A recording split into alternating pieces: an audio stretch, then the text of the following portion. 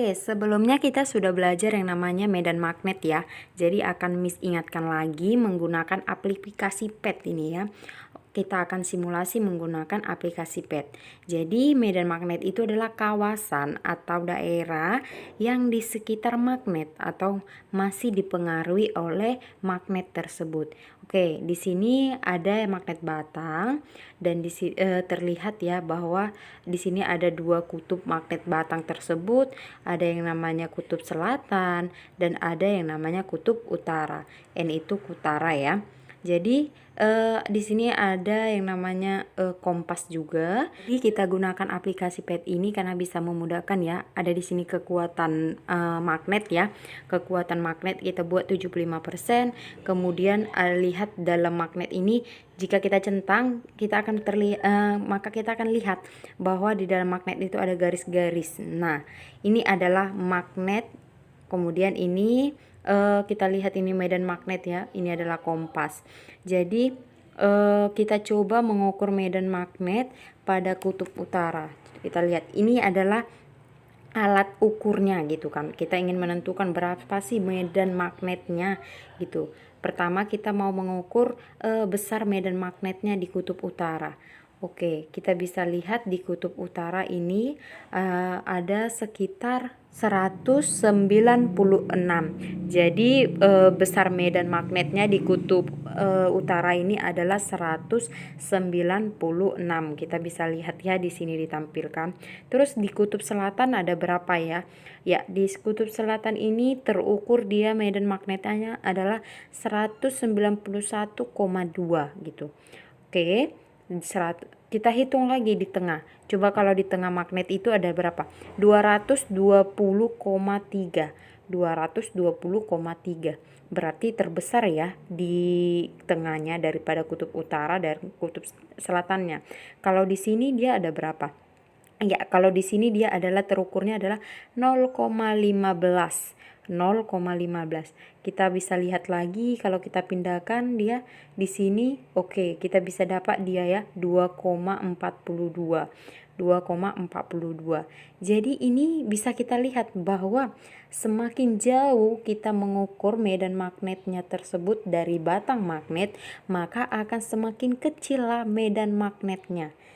Beda halnya ketika kita lihat di magnet tersebut. Kita hitung di magnetnya tadi kan sangat besar ya di kutub utara dan kutub selatan. Tapi yang paling besar adalah di tengah-tengah magnet tersebut. Jadi di tengah-tengah magnet tersebut lah yang paling besar medan magnetnya. Tapi kalau semakin jauh yang kita ukur, posisi yang kita ukur dari magnet, maka besar medan magnetnya akan semakin kecil pula. Hal ini membuktikan bahwa medan magnet dipengaruhi oleh jarak gitu ya, dipengaruhi oleh jarak karena semakin jauh medan magnetnya semakin kecil. Oke, jadi gimana nih? Bisa nggak kita cari secara perhitungannya? Tentu bisa. Itu gunakan rumus ini, yaitu B sama dengan mu0 I per 2VA, di mana B itu kuat medan magnet, I itu arus, A itu jarak titik kawat, dan mu0 itu adalah permeabilitas ruang hampa yang besarnya itu bisa kita lihat yaitu 4pi kali 10 pangkat minus 7. Oke, apa kalian masih ingat percobaan Hans Christian Ørsted? Ya, dia melakukan percobaan dan mendapatkan bahwa kawat pengantar yang dialiri arus listrik itu menimbulkan medan magnet, seperti itu kan. Jadi dari percobaan si Hans Christian Ørsted ini ada yang namanya satu ilmuwan, yaitu Michael Faraday. Dia menindaklanjuti karena dia ingin membuktikan hipotesisnya yang menyatakan bahwa perubahan medan magnet itu dapat menghasilkan arus listrik. Jadi nanti si Faraday ini akan melakukan penyelidikan atau penemuan gitu ya mengenai hubungan antara kemagnetan dengan listrik seperti itu. Oke, jadi ini adalah gambaran dari percobaannya si Faraday ya gitu, si Michael Faraday. Jadi di sini ia ingin membuktikan bahwa perubahan medan magnet itu menghasilkan yang namanya arus listrik. Jadi di sini ada magnet batang ya. Kemudian indikatornya kita bisa lihat di sini ada lampu yang menunjukkan ada tidaknya nanti arus listriknya gitu. Jadi kalau lampunya hidup berarti ada arus listrik. Di sini ada yang namanya kumparan gitu kan, atau yang namanya kawat yang menggulung seperti itu. Lilitan ya, lilitan. Oke, di sini ada kekuatan dari magnet batangnya, maksud Miss ada kita buat sini 75%. Kemudian ini kita menggunakan aplikasi PET ya. Di sini ada tampilkan kompas dan banyak fitur-fitur yang lainnya gitu. Jadi dari percobaan ini kita bisa lihat nanti, makanya kita gunakan yang namanya aplikasi ini supaya memudahkan kita ya. Oke, di sini indikatornya tadi adalah lampu ya. Oke, ini lilitan atau kawat yang menggulung tadi bisa kita atur berapa ya, mau dia lilitannya 1, lilitannya 2 gitu kan. Terus itu tergantung nanti kita. Ini adalah kita bisa tampilkan ya elektronnya gitu kan, aliran dari elektron yang mengalir pada kawat tersebut. Oke, di sini ada baterai, maksud Miss magnet ya. Oke, di sini kutub utara, yang N utara, S itu selatan.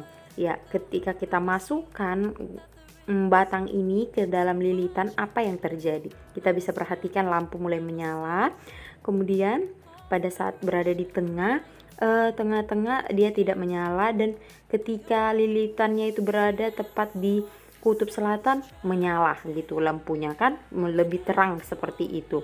Oke, kita bisa ulangi lagi. Oke, kutub selatan dulu nih ya, tadi menyala ya lampunya, kemudian berada di tengah tidak, kutub utara kembali lagi lampunya menyala. Oke, berarti ini apa yang dimaksud ya gitu kan. Oke, untuk jawabnya kita buktikan dulu, kita tambahi lilitannya gitu kan. Tadi 1, ini kita tambahi 2. Oke, lampunya menyala, semakin terang ya lampunya menyala. Kita bisa perhatikan, oke, di kutub selatan juga menyala lampunya, semakin terang gitu dianya. Kita perhatikan. Jadi percobaan si Faraday ini berhasil ya, karena dapat terbukti gitu kan bahwa ada arus listrik pada medan magnet tersebut gitu ya.